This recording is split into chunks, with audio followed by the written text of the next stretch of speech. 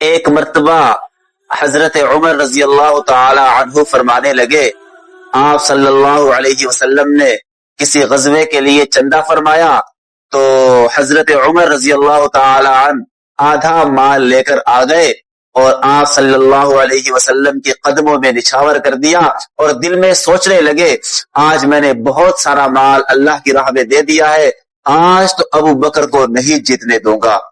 آپ صلی اللہ علیہ وسلم نے عمر سے پوچھا کتنا مال لائے ہو؟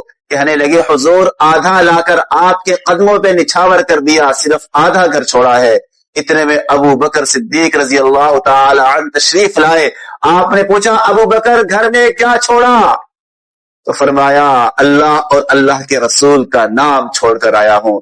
تب حضرت عمر فرمانے لگے ابو بکر سے بازی لے جانا بہت مشکل کام ہے۔